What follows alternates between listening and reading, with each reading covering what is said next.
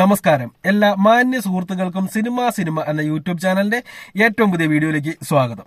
നമ്മൾ കഴിഞ്ഞ ദിവസം ഒരു വീഡിയോ ചെയ്തിരുന്നു. മാർക്കോ എന്ന് പറയുന്ന സിനിമ ഇപ്പോഴും 450-ലധികം തിയേറ്ററുകളിൽ ഇന്ത്യക്കകത്ത് ഓടുന്നുണ്ട് എന്നുള്ളതും 115 കോടി രൂപയോളം ചിത്രത്തിന് വേൾഡ് വൈഡ് ആയിട്ട് ഇതുവരെ കളക്ഷൻ കിട്ടിയിട്ടുണ്ട് എന്നുള്ളതും ഇത് ഒഫീഷ്യലായിട്ട് തന്നെ അവർ പുറത്തുവിട്ട കണക്കായിരുന്നു. അപ്പോൾ ആ ചിത്രത്തിന്റെ കണക്കുകളെ കുറിച്ച് അല്ലെങ്കിൽ ബോക്സ് ഓഫീസ് കണക്കുകളെ കുറിച്ച് ഒരു വീഡിയോ ചെയ്യണമെന്നുള്ള ആവശ്യമുണ്ടായിരുന്നു.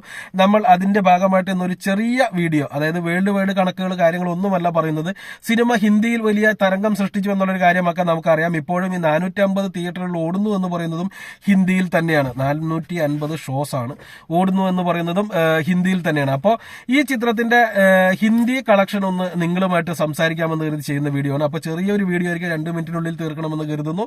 പൂർണ്ണമായിട്ടും കാണുക. അതിനുശേഷം നിങ്ങളുടെ ഓരോരുത്തരുടെയും കമന്റുകൾ താഴെ വരുമെന്നും വിശ്വസിച്ചുകൊണ്ട് നമുക്ക് ഡയറക്റ്റ് വീഡിയോയിലേക്ക് കിടക്കാം. ചിത്രത്തിന് ഒരു 10 കോടിക്ക് മുകളിൽ കിട്ടിയാൽ അതൊരു സൂപ്പർ ഹിറ്റ് ആയിരിക്കുമെന്ന് ഞാൻ തുടക്കത്തിലെ പറഞ്ഞിരുന്നു. 10 കോടി ഒരാഴ്ച മുമ്പേ നേടിയിരുന്നു. അന്നും നമ്മളൊരു വീഡിയോ ചെയ്തിരുന്നു. അന്ന് നമ്മൾ പറഞ്ഞിരുന്നു 15 കോടി കിട്ടുകയാണ് എന്നുണ്ടെങ്കിൽ വലിയ ഒരു അച്ചീവ്മെന്റ് ആയിരിക്കും എന്നുള്ളത്. പക്ഷേ 15 കോടിയിലേക്ക് എത്തുമോ എന്നുള്ളൊരു കാര്യം സംശയമാണ് എന്ന് തന്നെ പറയേണ്ടിയിരിക്കുന്നു. ഇത്രയും ദിവസമായപ്പോൾ, ഇപ്പോൾ ഏകദേശം 36 ദിവസത്തോളമായിരിക്കുന്നു സിനിമ ഇറങ്ങിയിട്ട്. ഈ സമയത്തിനുള്ളിൽ 12 കോടി 81 ലക്ഷം രൂപ ചിത്രത്തിന് ഹിന്ദിയിൽ നിന്ന് നേടിയെടുക്കാൻ സാധിച്ചിട്ടുണ്ട്.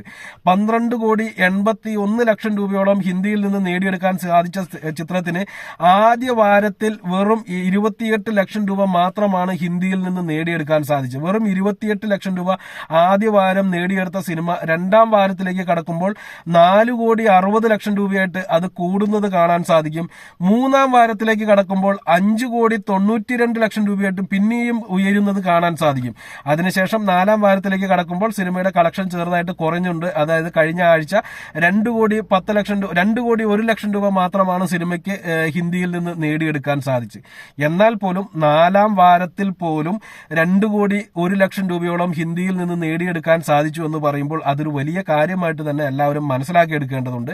12 കോടി 81 ലക്ഷം രൂപ ഇതുവരെ ഹിന്ദിയിൽ നിന്ന് നേടിയെടുത്ത സിനിമ ഒരു മലയാള സിനിമ ഹിന്ദിയിൽ നിന്ന് നേടിയെടുക്കുന്ന ഏറ്റവും ഉയർന്ന തുകയായിട്ട് നേരത്തെ തന്നെ, അതായത് ചിത്രം 4 കോടിയിലേക്ക് എത്തിയപ്പോൾ തന്നെ ആ ഒരു റെക്കോർഡ് ഇട്ടിരുന്നു. ഇപ്പോൾ അത് 12 കോടി 81 ലക്ഷം രൂപയിലേക്ക് എത്തിയിരിക്കുന്നു. ഈ ആഴ്ചയും 1 കോടിക്ക് മുകളിൽ കളക്ഷൻ കിട്ടാനുള്ള സാധ്യതയുണ്ട്. അങ്ങനെയാണ് എന്നുണ്ടെങ്കിൽ തന്നെ അതൊരു 14 കോടി വരെ എത്തി നിൽക്കാം. അപ്പോൾ നമുക്ക് പ്രതീക്ഷിക്കാം എന്നുണ്ടെങ്കിൽ പോലും ഉറപ്പ് പറയാൻ സാധിക്കത്തില്ല 15 കോടി രൂപ ചിത്രത്തിന് ഹിന്ദിയിൽ നിന്ന് നേടിയെടുക്കാൻ സാധിക്കുമെന്ന്. പക്ഷെ ഒരു കാര്യം ഉറപ്പാണ്, ഇത് OTTയിൽ വരുമ്പോൾ കൂടുതൽ ആളുകളിലേക്ക് ഈ ചിത്രം എത്തും. ഈ പറഞ്ഞ 18 വയസ്സ് എന്നുള്ള ലേബലൊന്നും അവിടെ ഉണ്ടാവത്തില്ല. അപ്പോൾ തീർച്ചയായിട്ടും ഈ സിനിമ കൂടുതൽ ആളുകളിലേക്ക് എത്തും. അതുപോലെ തന്നെ ഇതിന്റെ രണ്ടാം ഭാഗം വരുമ്പോൾ വലിയ കാര്യമായിട്ട് മാർക്കറ്റ് ചെയ്യുകയാണ് എന്നുണ്ടെങ്കിൽ മലയാള സിനിമയിലെ സർവകാല റെക്കോർഡുകളും തൂക്കുന്ന ഒരു ചിത്രമായിട്ട് മാർക്കോ 2 മാറാനും സാധ്യതയുണ്ട്. നല്ല സിനിമയായിരിക്കണം. പക്ഷെ എന്നിരുന്നാൽ പോലും നിങ്ങൾ ഊഹിക്കേണ്ടത് KGF പോലുള്ള ഒരു സിനിമ വേൾഡ് വൈഡ് ആയിട്ട് ആദ്യ ഭാഗത്തിന് നേടിയെടുക്കാൻ സാധിച്ച് 250 കോടി രൂപ മാത്രമാണ്.